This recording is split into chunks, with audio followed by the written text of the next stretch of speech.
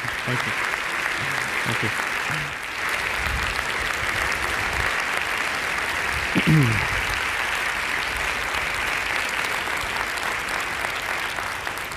Good evening.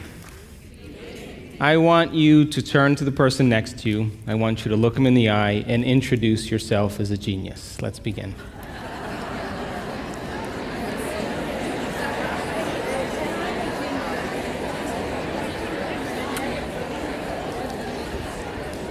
Now, geniuses, so happy to be with you this evening. I have a few questions for you before we begin. How many people in this audience actually believe in the idea that the way you think has some effect on your life? That your thoughts create your life? You believe that, yes? So how many people here actually woke up this morning and consciously created a future?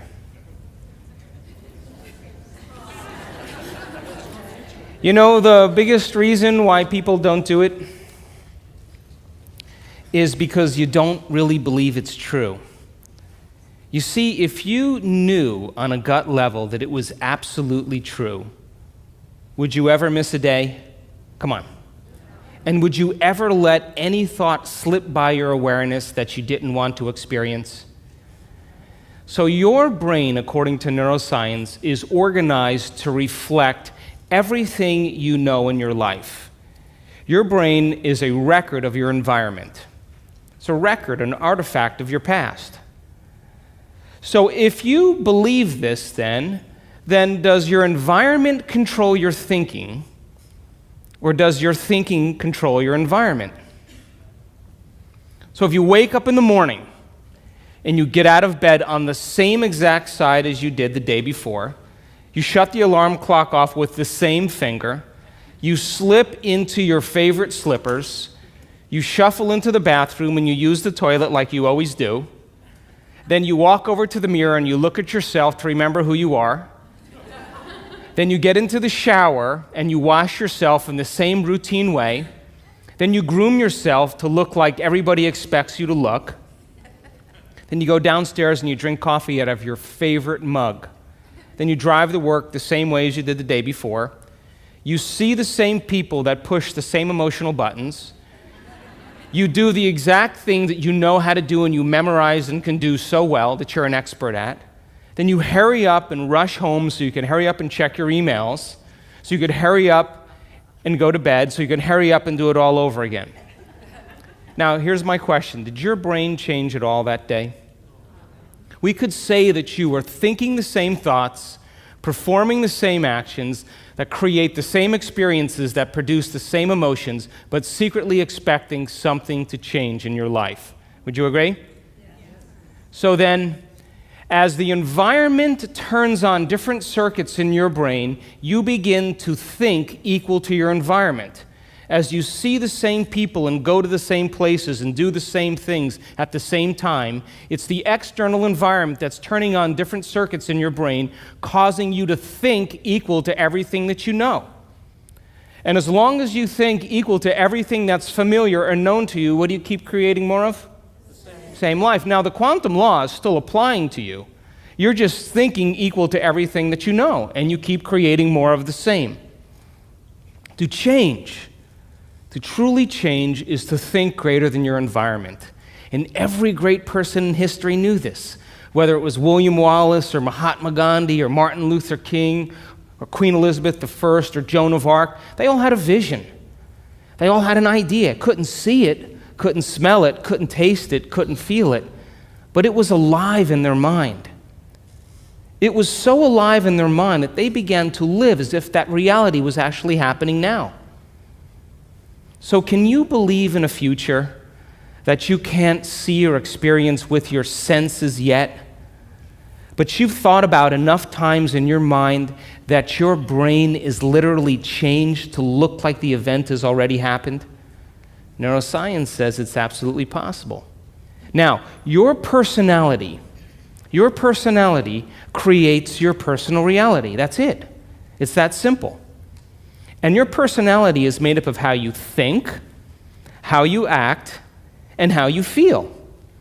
So the present personality who's sitting here today, you, has created the present personal reality called your life. Would you agree? Would you also agree then, if you wanted to create a new personal reality, that on a fundamental level you would have to change the thoughts that you are thinking, the behaviors and habits that you're demonstrating, and the emotions that you've memorized that's become part of your identity? And most people try to create a new personal reality as the same personality, and it never works. We have to become somebody else. So then, as you keep thinking the same thoughts, performing the same actions, and living by the same experiences that produce the same emotions, there's a principle in neuroscience that says nerve cells that fire together wire together. And if you keep repeating the same states of mind and body over and over again, your brain begins to fire in the same sequences, in the same patterns and same combinations. And whenever you make your brain work in a certain way, that's called mind. Mind is the brain in action.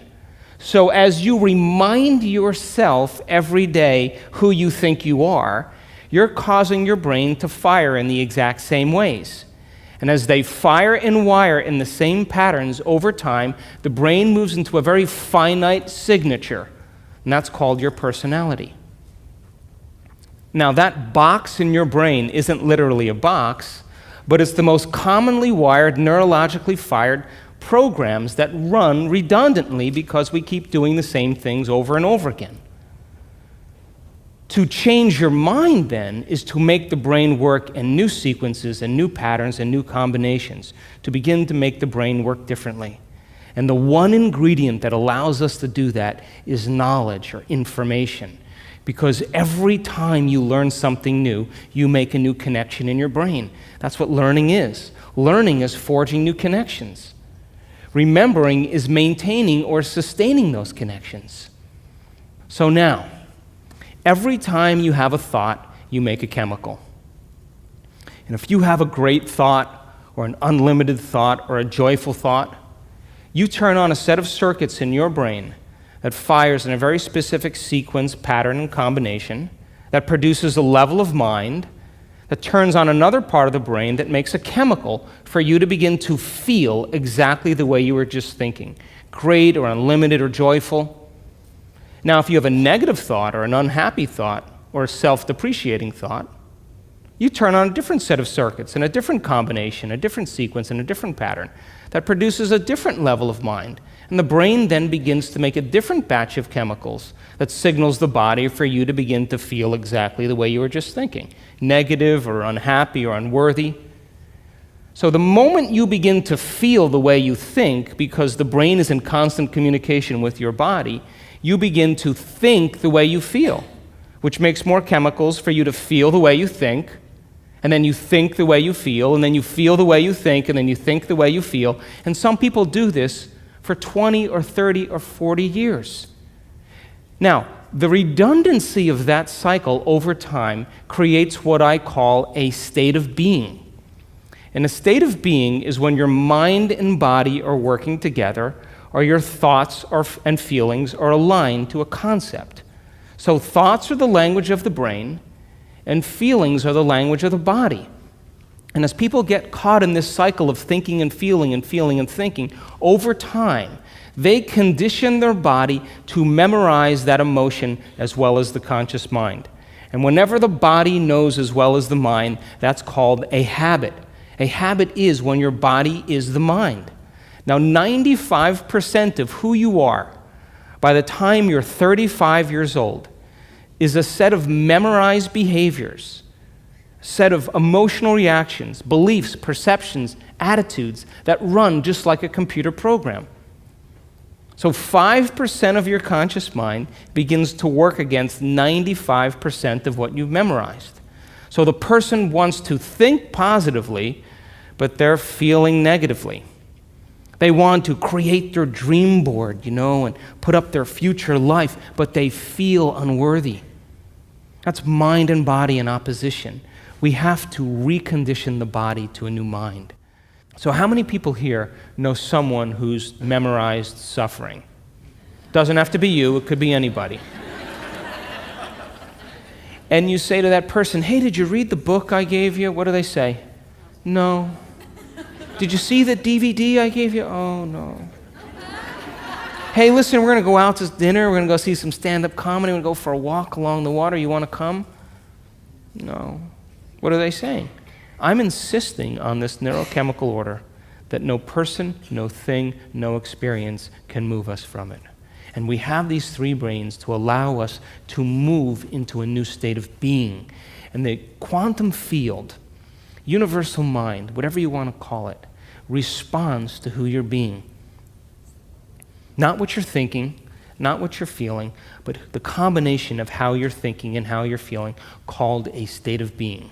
Now, most people wait for what? Crisis or trauma or disease or loss or diagnosis to really want to change. They wait to the point where the ego is brought to such a low level that they cannot go on business as usual any longer.